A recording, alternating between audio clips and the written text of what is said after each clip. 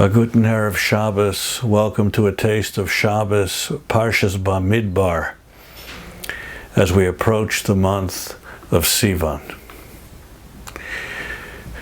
We always read Parshat Bamidbar before the holiday of Shavuos to remind us that we were in the Midbar when we received the Torah, and that we need to be without distraction.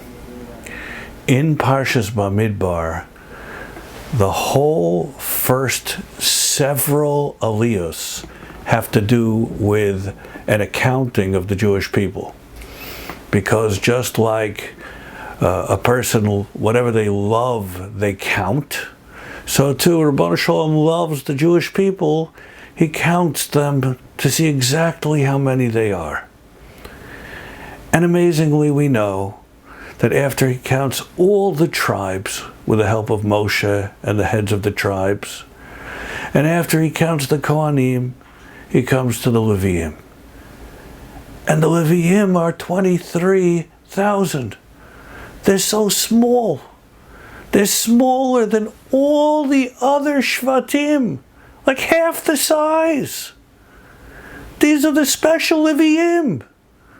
Why is it that they were so much smaller? One answer, the Mefarshim bring, is because that which is small is special. Ki ma'at mikol ha'amim. Just like the Jewish people are so small compared to other nations in the world, the Leviim that are special are smaller than the other tribes. Another answer brought down, very interesting answer, it's brought in the Kli Yakar and elsewhere, or Ephraim, says that when Amram separated from Yocheved, and all the, it says that everybody followed him and they all separated from their wives, it seems that it was only the Leviim that kept separated for a long while, and the rest of Klal Yisrael either didn't separate or came back right away. And therefore there was more time for the rest of Klal Yisrael to proliferate, to have more children than the Leviim, and that's why they were smaller. A second answer. But the third answer is brought in the Ramban. And I also saw it in the Sefer Or Yecheskel. And the answer is because since the Leviim were not involved in the inui, in the persecution, and in the challenges, the same way the rest of Klal Yisrael, they did not merit the same miraculous birth and expansion like everyone else. It's to the degree of the challenge is the degree of the emerging. And that's why the Leviim, as special as they are, did not achieve the miraculous numbers like the rest of Klal Yisrael. But one other point, and that is, we see the hachlafa.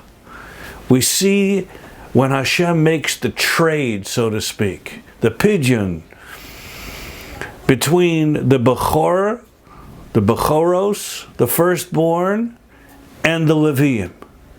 And there's a hachlafa. It used to be that the firstborn were the ones that for all time merited to do service, special service to HaKadosh Baruch Hu. And now Hashem was taking that away, and he was passing it to the Leviim. It's the only problem. There was 273 more Bechoros than there were Leviim. Everyone else made a switch, 23,000 to 23,000. There was a perfect switch. But there was an extra 273 Bechoros that weren't part of the switch. So they had to pay the Chamesh Shekalim. The same way that you make a pidyon haben today, you give the Chamesh Shekel, the beautiful silver. They had to pay also. And I was thinking, and I saw, When was it that the Bechoros, it was clear that they were not going to continue onward? So it was by Makas Pchoros. By Makas Pchoros in Mitzrayim, the Bechor of Klal Yisrael could have also been killed, just like the Pchoros of Mitzrayim, and therefore they were spared, therefore they became Hashem's, and therefore they need to be redeemed. Okay?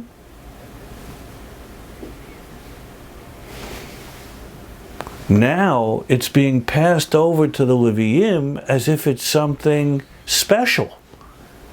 How did we get from the fact that we were almost killed and therefore we were redeemed, that now it's going to be something special when it's given over to the Leviim? And I think there's a great lesson in the world that we're in right now, as we hope we're beginning to emerge from the pandemic, and a great lesson in life generally. And that is that even when a situation is challenging, difficult, painful, and near death, near frustration, it was a painful situation, you can take that and turn it into the greatest honor and the greatest opportunity for growth, for success, and for fulfillment. And therefore, when the extra 273 Bechoros gave the money to the Leviim, it was a symbol of that this now was going from a near-death experience to an elevation of working by the Beis HaMikdash, by the Mishkan, in the Avodas Hashem. Therefore, in life, as all of us have good times and better times and challenging times, when we emerge from those times, let's try to make it like the switch, the hachlafa, from the Bechoros to the Leviim, with an elevation towards growth. Good Shabbos, and we look forward to preparing for Shavuos together.